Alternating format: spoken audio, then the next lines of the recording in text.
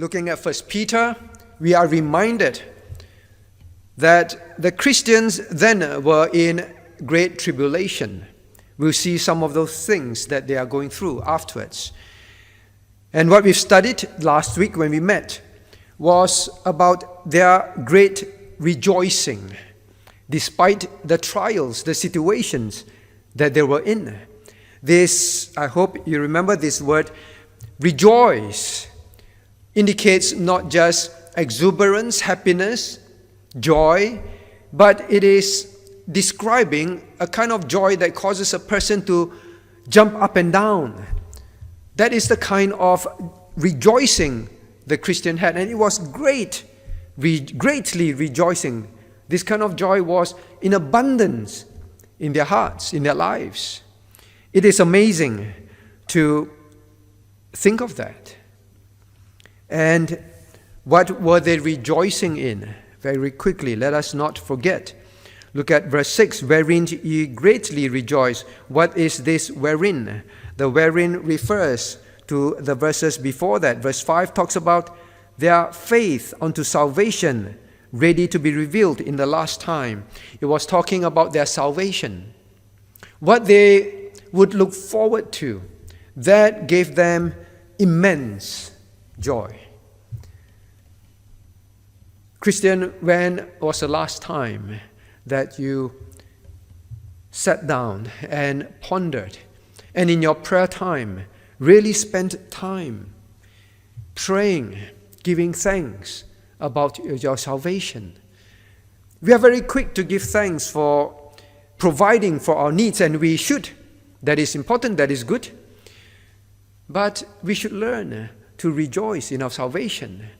We are very quick in rejoicing, and we have this kind of jumping up and down joy when we get something we want very much in our lives, physical things, physical blessings, good results, promotion, good news about something in life on earth. Now, those are not evil, but there's always this question: what do we really rejoice in? You see, for them, many things can be taken away from them.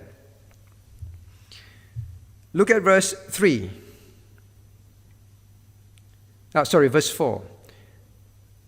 There were incorruptible things, incorruptible inheritance, undefiled inheritance, fadeth not inheritance, reserved in heaven. You see, this salvation is described like that. It will never be taken away. It will never fade. It will never deteriorate in value. It is so precious. Only when the Christian rejoices in this salvation, then you would be able to rejoice in any situation in life. Because earthly joys can be taken away. You have a promotion. The company can close down. In times like this, you see that. It can be taken away overnight. You have good health, it can be taken away speedily. You have something that you wanted very much. It can also be lost. Nothing is permanent in this world, so to speak. But our salvation is eternal, fadeth not away. So the Christian that learns to rejoice, that spend time to think, ponder, meditate on the length and breadth of the love of God that brought salvation, and salvation so rich and free and so permanent, is the Christian that will be able to survive any difficulties in life, still rejoicing, because it can't be taken away. So I hope that we remember this lesson, because one day the thing that you've rejoiced in may not be a sinful thing, can still be taken away, and then you find that you lose your joy. You find that it's like the end of the world. So these Christians, despite being in severe difficulties, experiencing tremendous losses of freedom, of possessions. Yet the record for us, they were found in verse 6, rejoicing greatly in their salvation, though for a season they were facing much trials. Let us not forget this lesson. Then we move on. We move on to question number 8. Now we ask ourselves this question. Why do some not have this Christian rejoicing? What are the lessons for us today as we face these unprecedented times as well? Why do some not rejoice? Well, some of the reasons I've already mentioned earlier on. We fix our joy in earthly things. That is why. We are short-sighted. We just look at those things that we can see, we can feel, we can touch, we can feel. We rejoice in them. So that is one reason. But what else do you think would cause a Christian not to have this Christian joy? Have a think. If you are going through great trials and great losses, why would you not be able to still rejoice? You may say that I am someone who do not treasure these things, Pastor. They're fine. Taken away from me, I'm okay. I'm not someone who cling on to earthly things. But yet there are people who are like that, but they don't rejoice. In fact, the opposite, they fear. They're foreboding. Not that they are clinging on to things. Why? Now, please remember, when Peter talked to them about their salvation, he talked to them about the assurance of salvation. Look at how he describes things about salvation in verse 2. It is about elect. It is about the Holy Spirit doing the work of sanctification. Look at verse 3. It is about being born again. It is to these ones, elect, born again, sanctified by God, that look forward with expectation to this lively hope. In other words, unless you have the assurance of salvation, my dear friends, dear listener, you may be someone who say, I do not hang on to these things. Even if they're taken away, it's fine. But yet you do not have this joy, this great rejoicing, because you are not sure of your salvation. It is such a common thing today. One of my very common questions when I meet someone is to ask, when they come and they say, I'm a Christian, I'm looking for a church. And I like to ask, and I think it's important to ask, how sure are you of your salvation? I'm not being mean, or I'm not being judgmental or proud, but it is a very important question, the most important question, because I do not know whether I'll see them again. Will they come back next week? I do not know. But a person who claims to be a Christian, yet not be sure about your salvation, you would not have this great rejoicing. Sadly, very common answer in return is bowing down, shifting the feet, and a bit embarrassed and say, I do not know.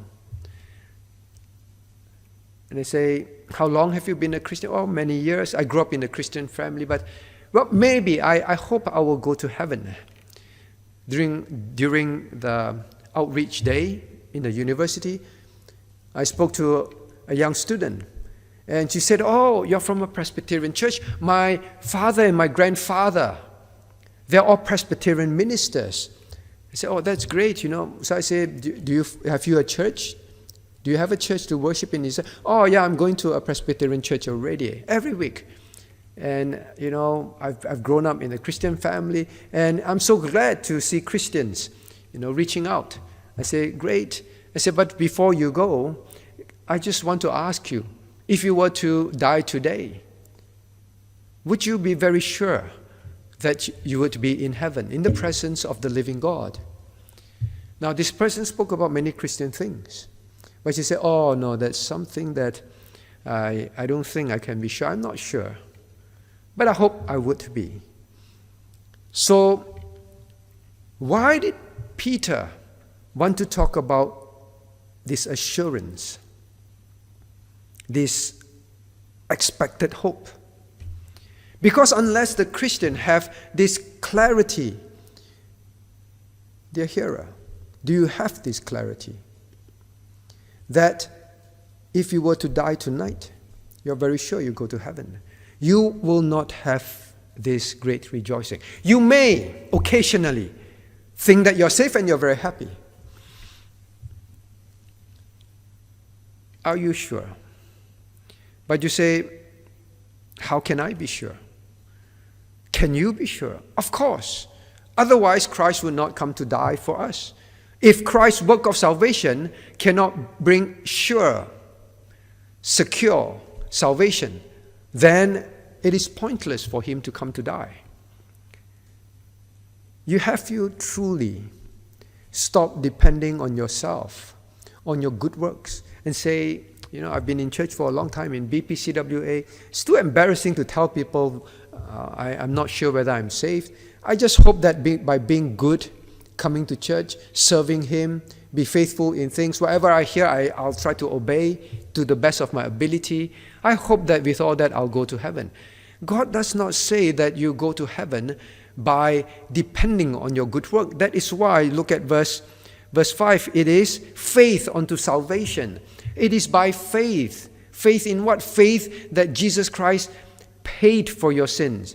That you cannot do anything, not by church attendance, giving, serving, being outwardly obedient to the Word of God. Faith is simply about believing that I cannot do anything to wash one single spot of my sin away. And faith is about then I trust in Christ's finished work to pay for every single of my sins, now and future. And I totally just trust in His work of redemption. That is all. And I, having put my trust in Him alone, turn away from all other means, all other gods, denouncing all other ways to heaven, except through Him, Jesus Christ, the living God. Save me, Lord Jesus. Forgive me of all my sins. I want to follow you. I want to obey you. But save me first, so that I will not end up in hell. When I'm saved, help me to obey you. Do not get the sequence wrong. It is not I'll obey you, Lord, so save me. It is rather save me that I may be able to obey you and love you. That is what it is. So I do not want to take this for granted, because some in church may say, yes, I know, but you're too embarrassed to admit you do not fully understand. Some may be attending church for a long time, too embarrassed to say that in front of your children, I'm not sure if I'm saved.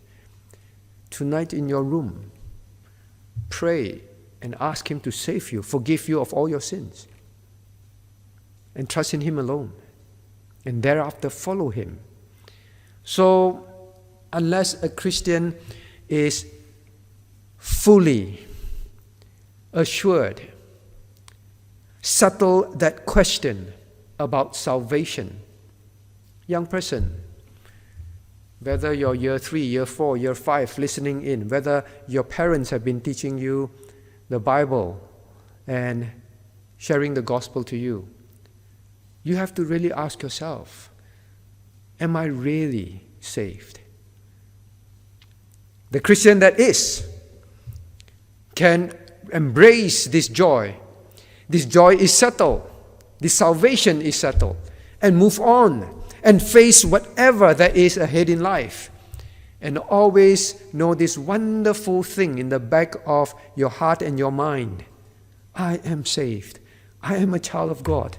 He will never leave me or forsake me. That is why this Christian could have this rejoicing.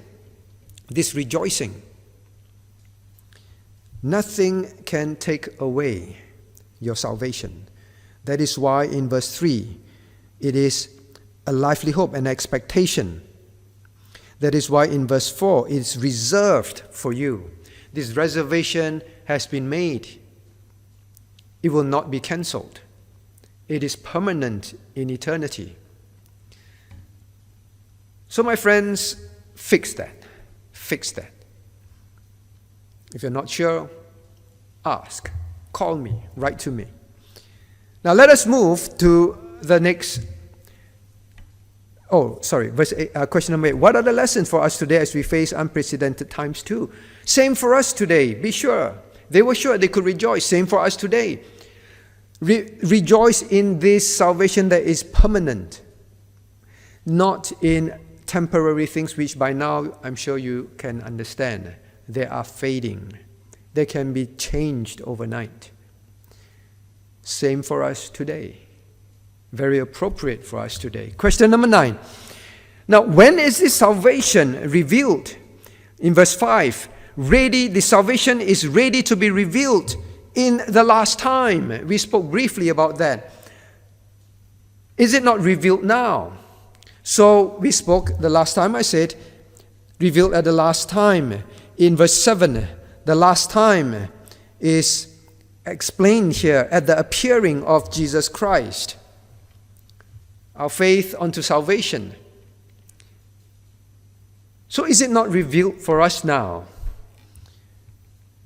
Some may read this and say, well, we can never fully know whether we are saved. The salvation is only revealed at the end. How to go to heaven? We would need to figure things out ourselves. Well, we hope by obeying the Bible, by doing this, by doing that, figure out how to get to heaven. No, this is not what it is saying, because some Christians still have the idea we can never fully know how to go to heaven. It cannot be the case. Verse 5, when it says, our salvation ready to be revealed in the last time, now it's describing the full consummation, the full revelation, the completion of our salvation. It is not about we need to wait till then hope that we are saved. Neither is it that at that time then would God tell us how to be saved. No. What do you mean? You say, preacher, what do you mean? My salvation is only fully realized when Christ comes. Does it mean I can't be assured of my salvation now? No. Revealed at the last time. Now, we have learned our salvation is sure now if you put faith in Christ alone. And after that, you know that you truly trust in Him and there are fruits in your life. You know. But are we realizing and experiencing the full joy and glory of our salvation? Not yet. Don't you experience struggling with sin? But you say, isn't salvation deliverance from the power of sin? Not only the penalty of sin. You have been delivered from the penalty of sin.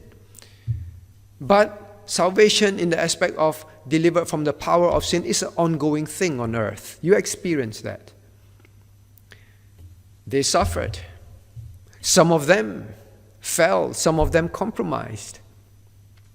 But yet in their heart they were truly saved. They came back to the Lord. We fall into sin still. So you do not experience that perfect, sinless state of your salvation yet. So fully revealed talks about that distant time when it comes. Well, it can be tomorrow, the Lord's return. Now, that is when the Christian will receive the glorified body. And in that glorified body, there will be no more physical suffering. There will be physical suffering now, but Christ promised. Did Christ promise to deliver us from all sufferings? Yes, it is here talking about revealed in time. In time, yes, with a glorified body. Will we not continue to sin in this flesh of ours? Yes, we will. But at that time when Christ comes, we will have the glorified body, resurrected with a glorified body. In that body, not only no sickness, not only no pain, suffering, but you will not sin also. So it is about that salvation to be revealed, the glorification of the saint, that end state. Understand that. Now, why do I want to explain that? Look at this verse. First he said, reserved in heaven for you. Then after he says, your salvation ready to be revealed in the last time in verse 5. Why tell them about this? He was talking about the future. Then he came back to the present. You are kept by the power of God. And then he talks about the future again that revealed at the last time. Now the Christians who were going through the sufferings then, some of them were tempted to sin. Some of them did sin, as I mentioned, in their thoughts, and some of them in their actions. They get tired of it. They get frustrated. They may not fully understand that one day all this struggle that they have and all this persecution that they experience will be gone one day. So he again turned them to this future glorious state. Christian, I hope you struggle in the sense of when you fall in sin, when you struggle against temptation. I hope there is a struggle. There is a loathing of the person, of the flesh, of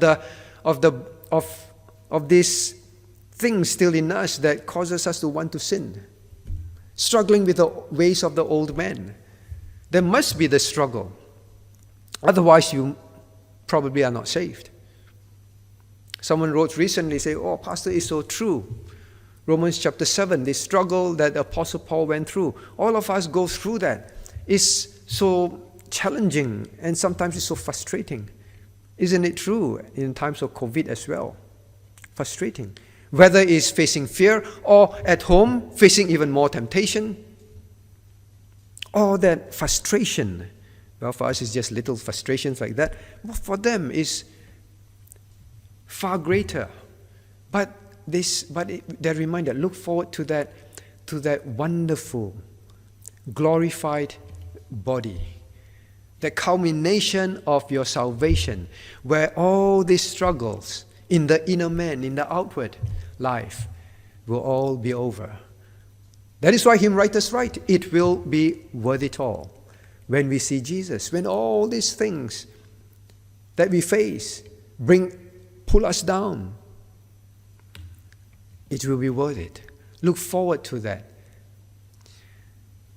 Sometimes when we face physical difficulties, we just say, oh, just a bit more, just suffer a bit more, tolerate a bit more. A break is around the corner. We think of that. It helps us through that.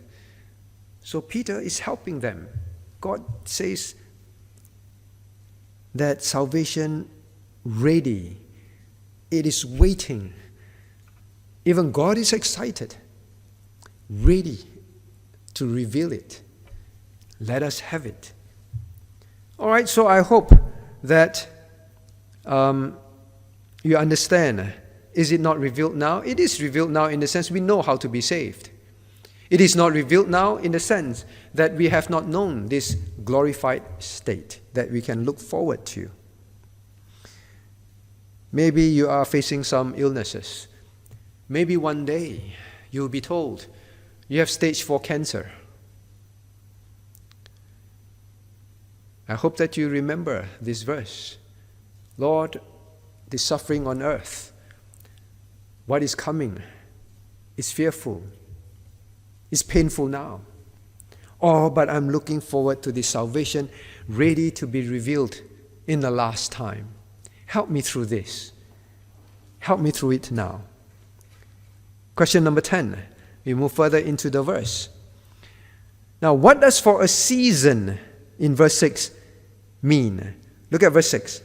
Ready to be revealed in the last time. Verse 5. Now, wherein ye greatly rejoice, though now for a season, if need be, ye are in heaviness through manifold temptation.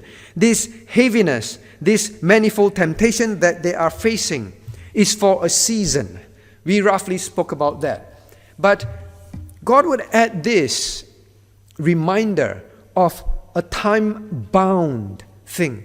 There is this looking forward to that future where we will have the glorified body. But God brings them back and talk about, this time-bound situation for a season, for a period of time.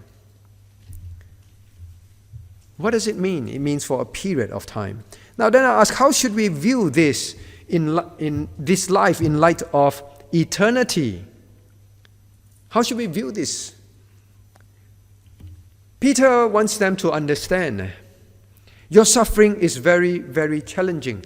But you see, you must remember, compared to eternity, compared to what will come and what you will have forever and ever, it is just a season, a period. It will pass. It may pass in your lifetime or you may die in the middle of it. But there is an end to it all. Well, we always say, look for the light at the end of the tunnel, right? Why do people say that? Because people know that sometimes it looks dim, it looks hopeless. But the lively hope is not just this faint light at the end of the tunnel. For the Christian, it's a very bright, sure light. So Peter says, now, it is just a short time. Bear with it. How does this, question 10, how does the current COVID-19 measures feel to you? Some of us feel, when will this be lifted? When? The minister is constantly asked the question, when? That is the human nature. We want to know when. Do you feel that you can't wait? You want things to be lifted, removed. It is too painful, too long, too difficult. Sometimes when we go through life, you go through some suffering, some difficulties. When will my jobless situation be over? When? You think that, you seem to feel that it's forever. And it is definitely very difficult. Maybe you're going through health problems or financial difficulties, and you say, when? You just keep thinking, this will not end.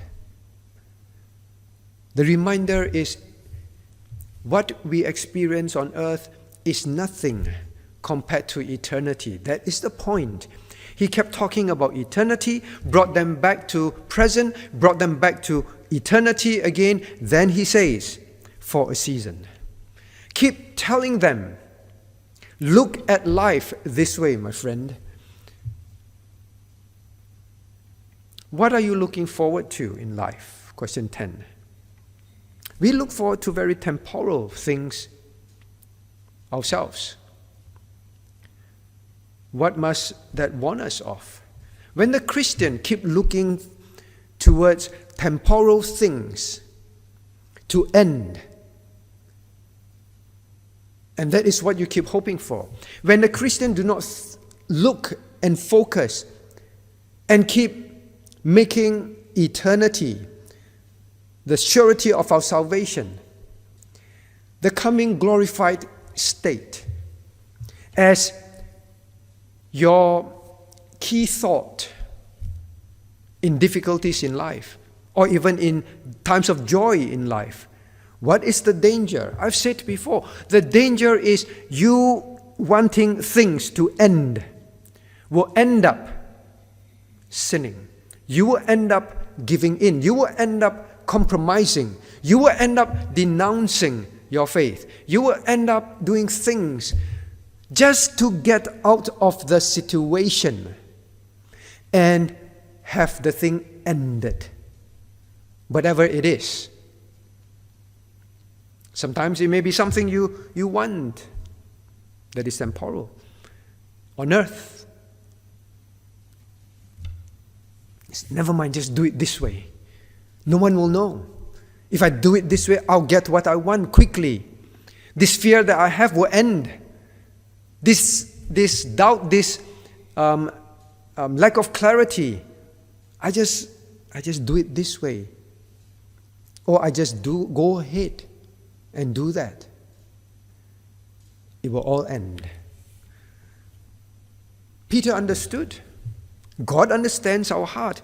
That is why God inserted, first of all, to say ready to be revealed. Then now he inserted for a season to remind us it is time bound. Keep focusing on eternity. Now, many of these things that we study may sound, well, maybe in COVID it has some great relevance to us today. But when COVID is lifted, COVID troubles are lifted, it is easy for us to forget. It is easy for us now to treasure this kind of lessons. But later on, just forget again.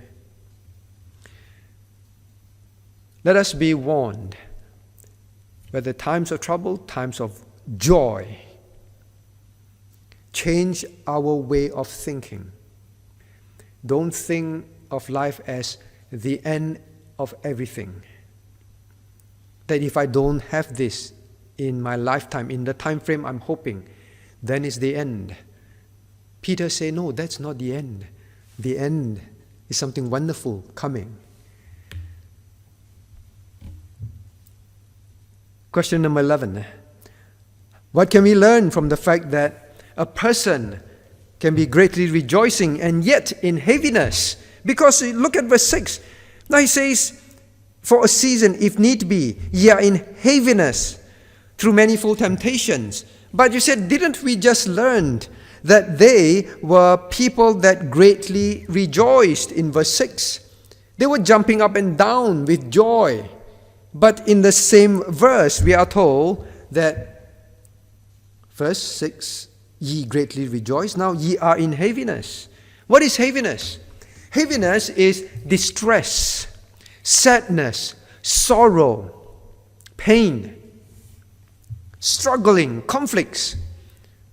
Conflicts, not conflicts. Conflicts. Lots of trouble in the heart.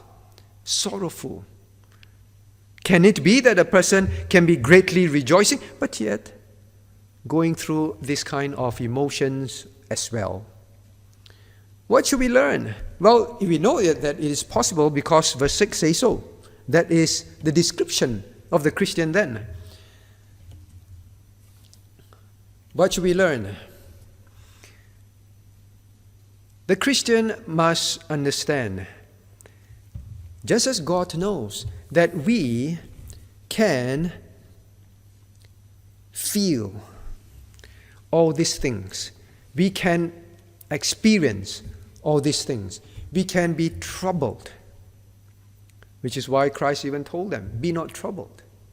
God knows we can. God knows that we can be feeling a lot of distress and sorrow, in heaviness. God knows. But what God is reminding us is the Christian should not be overwhelmed by heaviness. But rather, there are Christians that went through far more difficult situation than us. There were people that could still rejoice. So don't expect that there will be no sorrows in life. And don't tell someone, why are you sorrowing? Why are you sorrowing? Why are you distressed? So weak, so hopeless. Christians should rejoice. Only. Well, we hope we can. But in experiencing this, we must learn not to let heaviness be the emotion, be the controlling, overwhelming power in our lives. That is not God's intention for how we ought to live when we go through trials. If you are someone who tend to easily feel down, easily be controlled, overrun by sadness when things go wrong. There are people who are like that, saved people as well. You hear some bad news, it troubles you the whole day, or the whole week, or the whole month. Then when people look at you, it's just long face. It's not the trouble that you're facing very real, very difficult? Yes, it is. Like them. Yes, it is. But do remember, a Christian can be a greatly rejoicing Christian at the same time. Learn that. Learn that. Do not be someone who is easily overrun by emotions of heaviness, though they can naturally come to this flesh, this situation in our lives. We are not in that revealed, glorified state yet. Now I remember a testimony that I read. A boy, or rather an elderly woman, was hospitalized, and she went through tremendous pain. She contracted a very rare disease that hurts every nerve in her body to the bones. Lots of pain, and she was hospitalized.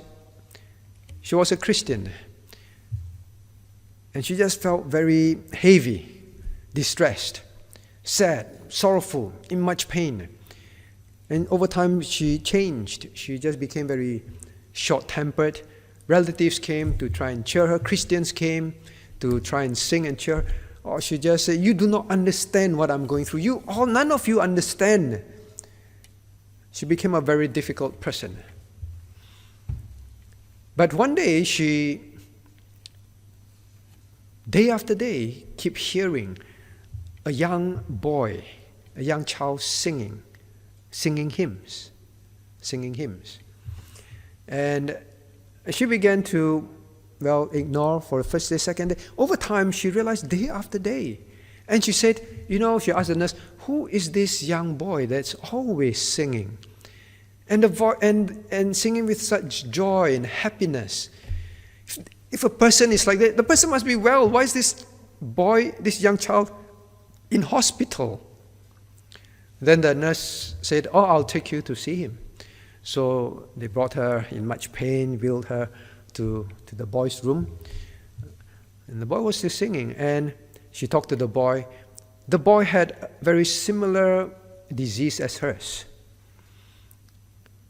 but he was always rejoicing. Then she asked, "Aren't you in pain? Aren't you in all this frustration?" And the boy said, "Yes, I do feel all that.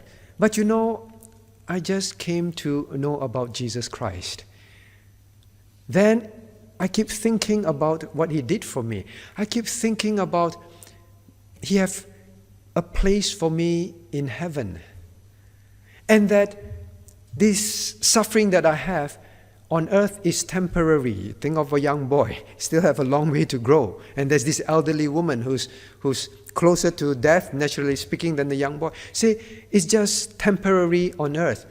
I was told about an eternity. And in this eternity, there is no pain, no suffering, and I will be in the presence of Jesus Christ forever. Then he said, "I cannot stop singing about that. I cannot stop thinking about that." He said, "That is the only thing. Before that, I had nothing to think about except this pain. And why am I like that? All the other children in school are playing. Why am I in a hospital? Why am I in pain and they are not? But now when I know all this, that's the only thing that I like to think about. Yes, I feel all those. But this joy of Christ saving me, though I'm not, I should go to hell. I'm a bad boy.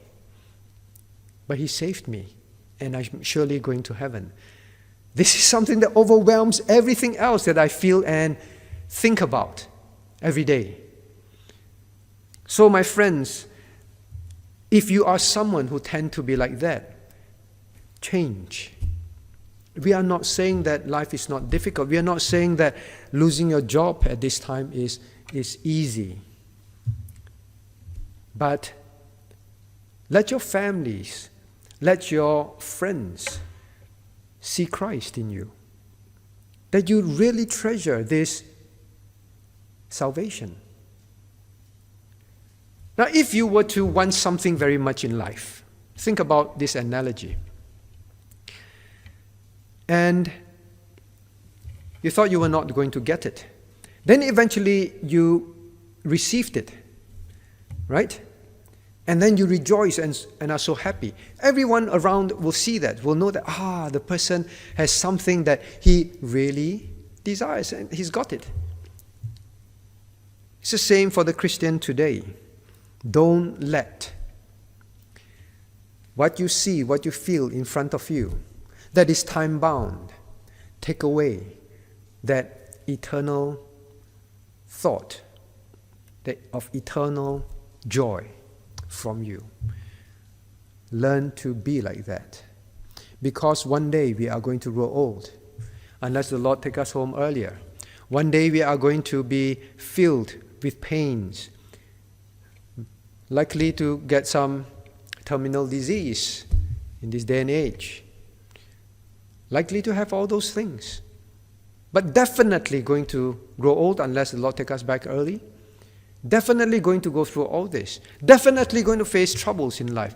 If you and I don't learn that rejoicing can and should overwhelm heaviness, learn to have that during this period. When the time comes, you will not know how to respond. So these are written for our learning. That elderly woman went away in much shame, bowed her head in much shame. Say, this young boy understood that. You see, in his heart, salvation is so fresh, so clear, so new, that has just been revealed to him. He remembers all those so clearly. But for us, being a Christian for a long time, we often forget. We stop thinking about these things. That is why we now get inverted. Heaviness rather than rejoicing. Remember the first time when you got saved. How you rejoice, how many things in life do not seem to trouble you as much. But over time, we kept focusing on the season to end. The things we want now, rather than an inheritance reserved for us, rather than looking forward to our salvation ready to be revealed in last time. Let's go back to those days, my friends. Now next, let's move quickly. Question number 12. Now, in verse 6, there is this word. What does manifold temptations describe? So, for a season, if need be, you are in heaviness through manifold temptations. Now, don't have a light view of what they were going through. Manifold. Manifold means diverse. It can describe many colors, right? Different kinds, all sorts. Every kind that you can think of. And very different kind that you can think of. So, they were going through difficulties of this sort. So varied. For one person can experience all sorts. So Peter said, yeah, I know you are going through all sorts. What are we going through all sorts? Well, we're going through difficult times. For them is even far worse. Now understand what they were going through at that time. The Christians were singled out. Try to imagine, you live in a time where you're singled out by society to persecute, to abuse, and practically most everyone who is not a Christian have freedom to abuse you. What situation were they in? We need to understand so that we can appreciate. And then when we go through something, then we think, are we like them? Maybe similar. Or we will start thinking, I'm not even close to what they were going through. I should stop moaning and murmuring and be in constant distress. I should rejoice. Emperor Nero was ruling at that time. Now we know that Rome got severely burned, and these Christians were scapegoats, used as scapegoats by the emperor to blame that it is the Christians that started the fire. No one really knows something. It is definitely the emperor himself, because he have said, look at this city. This city is just so dilapidated. So I have a vision and a dream for it. He had a dream for it. He wanted to turn it around. He have said before, I wish I could just wipe up everything and start afresh. So some believe he was the one, but no one really knows. But one thing is clear. People knew it was not the Christians. And the emperor would want them to believe it was. Easy scapegoat. They did not like the Christians. You see, his mistress was someone who was for the Jews, converted to Judaism, I think, and Christianity to her was a rebellion splinter group from Judaism. So she would influence the emperor to be against the Christians. She would take side of the Jews. The Jews loved it. The Jews who were practicing Judaism, who hate the Christians, who are followers of Christ, they love to see the Christian being blamed. So you have civilians hating you. You have religious people joyful that they can use you as scapegoat as well, to incite more hatred towards you.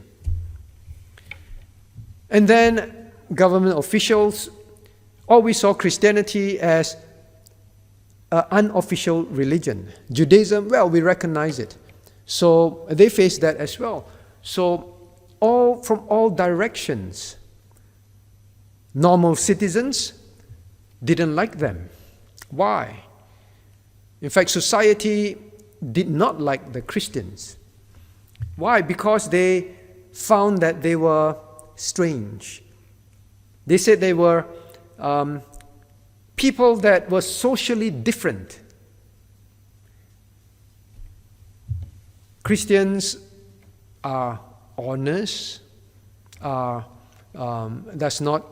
against adultery and all that. You see, to them, when they live a righteous life, the society that love, that desire filthiness of sin, would hate these ones. See, these are people that are just so troublesome. And they didn't like them because they went around proselyting, went around spreading the gospel, converting people, turning people to be like them, and then they are saying that we are no good.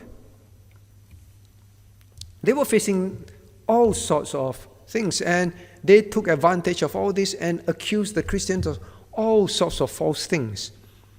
And they didn't like the fact that they would make a stand on things. They have convictions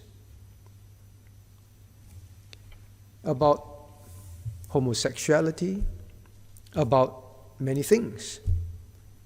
That is part of their faith. So to them, they were strange, they were difficult, they were people that caused others to change their lifestyle. And they began to say that they were people that incite society to turn against the government, turn against social norms that they considered as norms. And then by then, Christianity was considered almost a crime. To be a Christian, it's a crime. That's why they could be openly persecuted. So they were going through all that simply for believing in Jesus Christ as God and Savior. That's all. They would be used as live firebrands. They would tie them up to poles, douse them with flammable fluid, and burn them, and use them as lampposts in the city to light up the city. Can you imagine living in a time like that? These are not fables. These are historical facts. They were thrown to animals. What they did was they would kill animals, smear them with the animal's blood and flesh and smell, and put the organs around them, cover them, and then make them go around and release dogs, animals, because they are wild. They would want to eat them, literally tear them apart.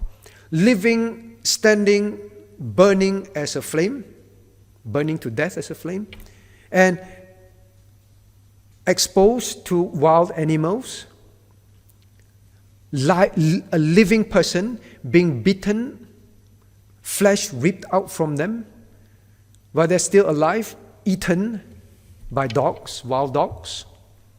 Those are the things. When Peter mentioned manifold temptations, those were the kind of things they were facing. Political, religious, civil, accusations, hatred, torture, everything that you can think of and more. There are more, but I will not go into it, but you have an idea. Why do I want to mention all this? COVID-19, though very difficult, though very trying, not easy at all, fearful definitely, is still nothing compared to what they went through. Yet, they were Christians that could focus on their coming salvation and greatly rejoice in it while in distress. But their main emotion, greatly rejoicing. You see the power, and you begin to understand the power of focusing on the things that God talks about here. Why does He want to spend time right in the introduction to straight away turn their eyes to their election, their sanctification, their being born again, their coming resurrection, their glorification? Why? Right from get-go, right from the beginning. Because this is to set their minds and to remind them you are on the right track. Those are the things that you were thinking of and you were rejoicing. Before he even write the rest of the letter to them, he is going to write about how they need to live in these times, how they need to accept their persecutions in this time, how they are going to live in society while society look at them and disdain them and accuse them and persecute them for their faith. They are going to be told how they need to live. So Christian, before we even enter to the rest of what Peter used by God to write, we have to understand, unless we settle this and appreciate our salvation, the rest that comes, we are not going to be interested, or we are not going to be thinking that they are of any value, that we want to even obey it. We want to listen. So this was what would help them through this, humanly speaking, impossible time to live in. But their salvation is what they were told to focus on. Now then, so do you understand manifold? You have an idea of what they were going through. Then look at the next word he uses, verse 16. Manifold temptations. What are temptations? How do we understand this word temptations? Now, this word temptation can mean a few things when you see it in the Bible, reading this word. It can be used to describe an internal temptation in you to sin, to fall into sin, to commit sin. It can be some desire in the person being tempted to commit sin. It can be something that is a condition or situation of things around us that entice you to sin. So it can be enticement from external. It can be enticement from inside. Temptation. All right? It can be used to describe that. Then it can be used also to describe trial, testing, proving. All right? So remember that. It is used as a test. So here, when we see this word manifold temptations, we must know that all these things that they are facing, and in life, you may be facing some very great challenge now or in future. God uses the word temptations. So it must remind us that, number one, it is this manifold difficulties that you're facing, they are tests. In fact, you will look at verse 7, trial of your faith. That is also about testing, putting it on trial, proving it. So, these manifold things you're facing, they are tests. They are what God would use to prove your faith. Is it also temptation to sin? It is used as temptation because, yes, this test can lead you to be tempted to sin. But I want to clarify. It is not God is trying to make you sin.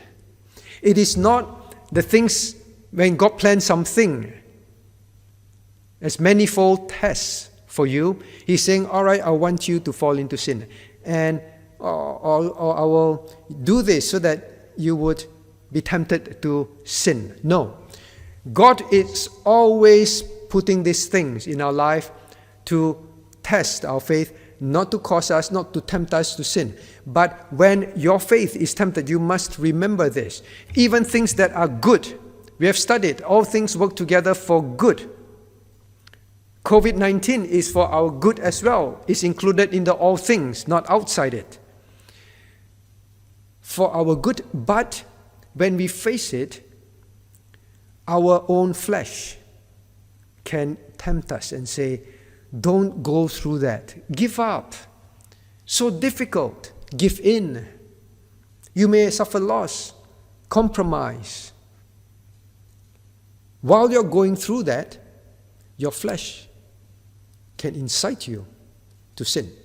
It can lead to that. So you must be aware, very clear in your heart about that, so you can discern it. After being aware of it, respond correctly.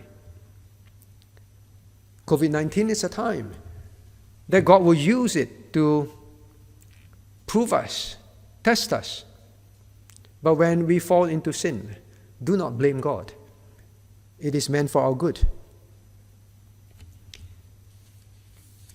But before we move to verse 7, I want to come back to this verse. If need be. Verse 6, if need be. That is why this word is said, if need be. It cannot be, God says, is necessary for you. Need be means necessary. It's necessary for you, question number 13, to fall into sin. It's necessary for you to be tempted to sin. Of course not. If need be means it is necessary. Manifold trials, testing are necessary because they are necessary because it is for you to grow. The Christian must grow. The Christian must become stronger. That is why it is called if need be. If it is not necessary, God will not bring it to you. So every time you face this difficulty, remember these words. If need be. Means it is, God says, I have designed it. I have purposed it. I have intended it. I have brought it your way, not by chance. With full intention that it is something that is crucial, needed, required for your Christian growth. That's why it's need be. So it is needed. Verse 14, question 14. 13 asked that. Need be means it is necessary for you, designed by God, to meet something in your life, specifically. Question 14. Now, what are the Christians undergoing trials for? So we'll come back to why this is need be later on. But we move to verse 7, all right? Quickly move to verse 7, please. Now, that the trial of your faith, being much more precious than of gold that perisheth, though it be tried with fire, might be found unto praise and honor and glory at the appearing of Jesus Christ. That the trial of your faith. Now we have another word, trial. So we have temptation, testing, proving, that can potentially lead you to sin because of yourself, not because of God. Then this word trial. Again, this word trial is very similar. It means for the proving to see trustworthiness. For the proving to see trustworthiness. Trial is something by which your faith is proven. And this tried, all right? So you see trial in verse 7, and then you have, if it be tried, the verb, be tried with fire. Now this be tried is referring to examining, close examination, scrutinizing, to prove, to see whether something is genuine or not. After examination, and then approved or deemed as worthy. All right? So understand these words first, so that you know what God is doing. Because if you don't understand this word, then you do not know what God is doing. So when God says, I'm introducing the manifold temptations, for what reason? That the trial of your faith, being much more precious than gold that perisheth, may be tried with fire. So these manifold temptations are sent as testing, trials, proving, verification of your faith. So now in understanding that, it is not for God to test, I wonder how is Joseph's faith. For me to know, I better bring manifold temptation as trials so that his faith will be tried.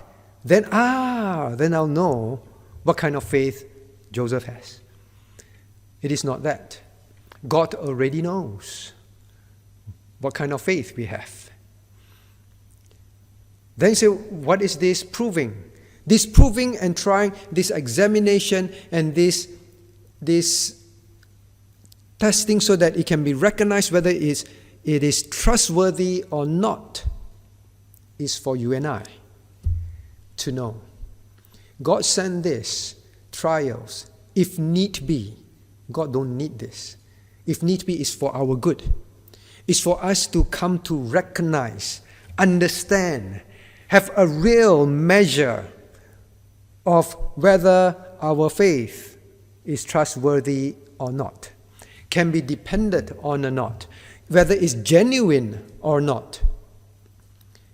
is so that we will come to face that, come to realization of that.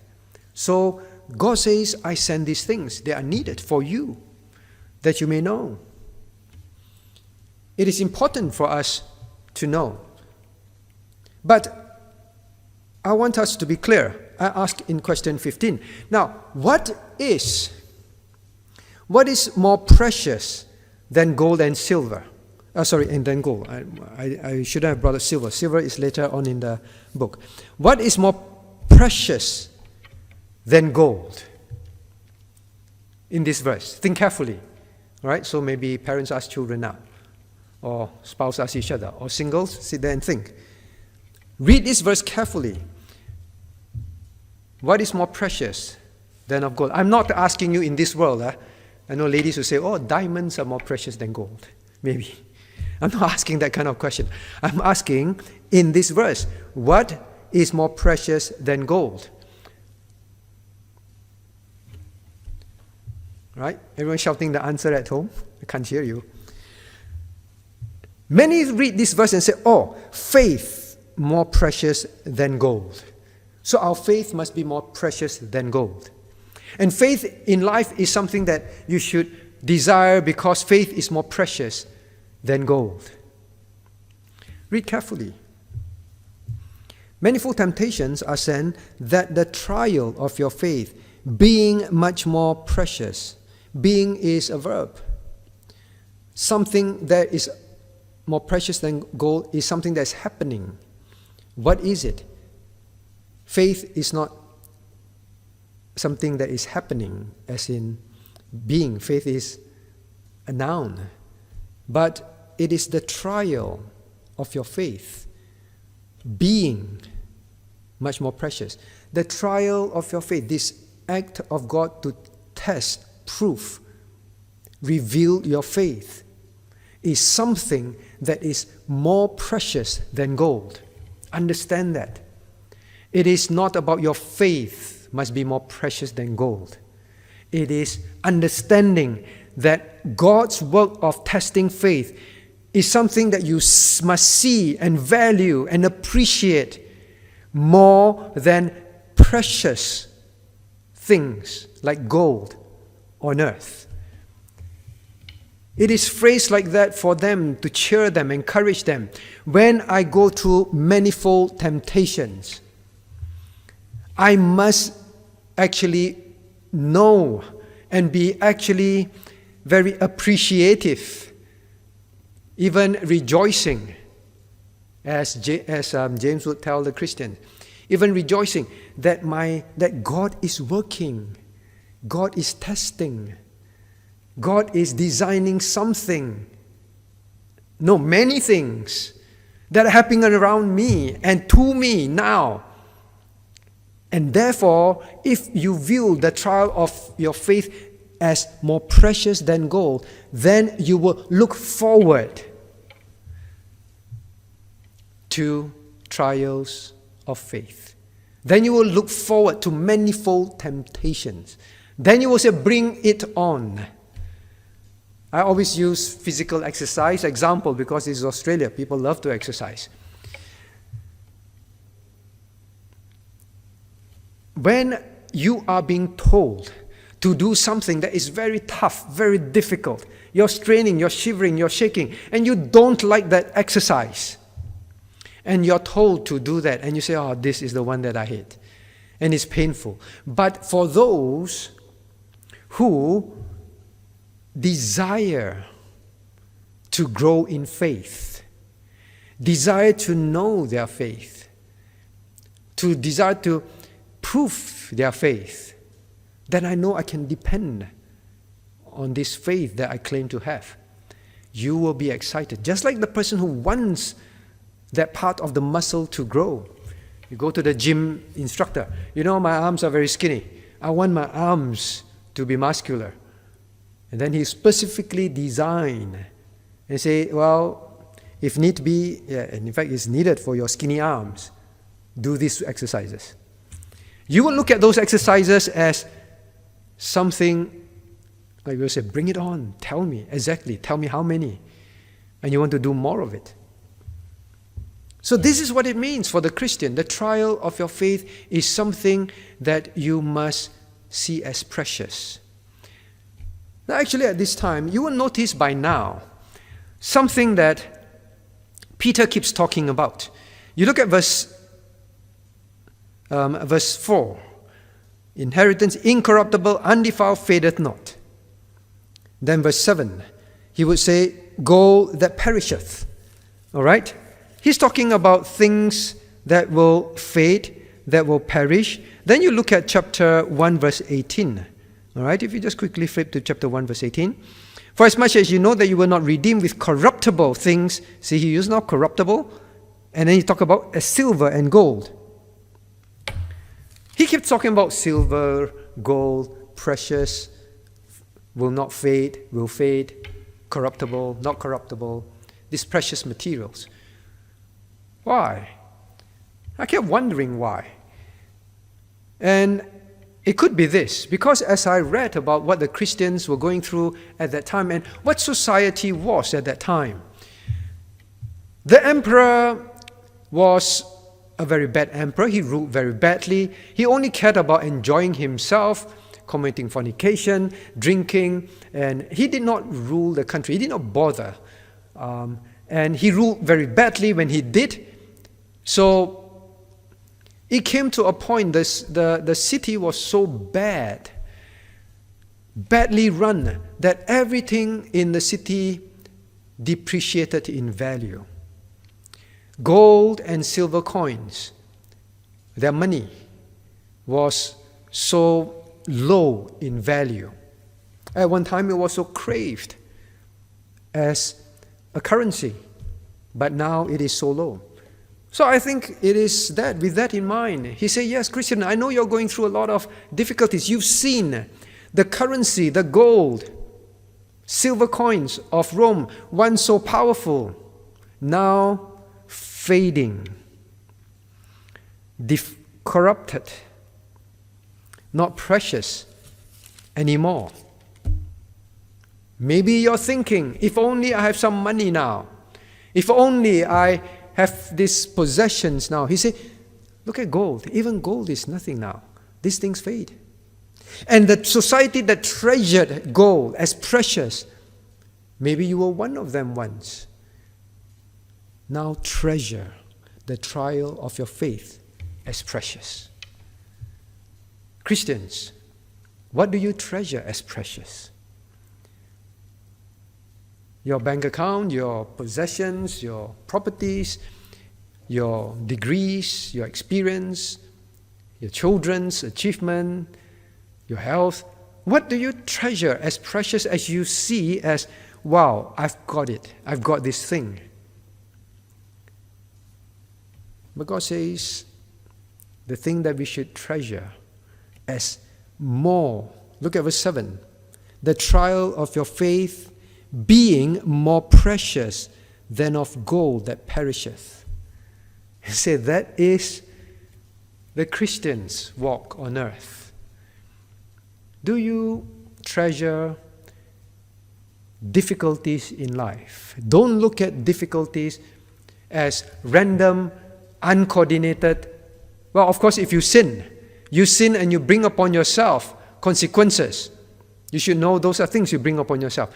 But when it is not your fault and you see these things happening, at work, maybe you're persecuted, maybe you're politiced against. I say, why is this happening? God, I've been a good Christian. Why do you let this health problem come to me? I've been serving you. Why? Don't. God says, come on, child. It's need be. Specific for you. Designed. Put in there. At this time. How long? I have designed for a season. What is the season for you? Depends on what He wants. Everything is not random. Look at troubles with these eyes. Are you facing great challenges at home? Well, it could be a family situation. It can be, why must my husband be like that? Why must my wife be like that? Why must my child? Why must my parent? Why must my in-laws? Why must my tenant? Why must?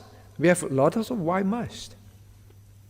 But now look at it as the trial of my faith being much more precious than of gold that perisheth. Gold do not perish easily, my friends, but it's more precious than gold. When we face problems in life and have this attitude, we will go through it wanting to learn the lesson, wanting to ask God to show us what is it in this situation where I'm so unfairly treated. I'm not saying we should unfairly treat someone. Let me unfairly treat you and abuse you so that you will have the trial of your faith that is more precious than gold. All right, child? Of course not. Why am I so unfairly treated?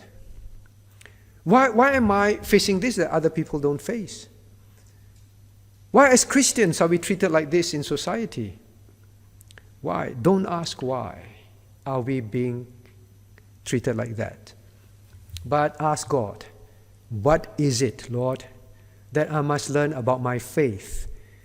That if I do not learn about my faith, this aspect or that aspect of my faith, then I will fall one day when greater tests come. What is it, God, that I must learn now? What is it, God, that I must learn so that I will be stronger? So that I will know how to rejoice? What is it, God, that I must learn in this good plan that you have allowed in my life because it's need be at this season for the very precious thing in my life that I may know and grow. You don't know your faith, you won't grow. I think that is all we can cover tonight. We will talk more about this trial of your faith, God willing. Let us turn to God in prayer. Now, someone asked, what is the difference between psalms, hymns, and spiritual songs? Someone also asked, can we just have instrumental music? Can we worship God with instrumental music?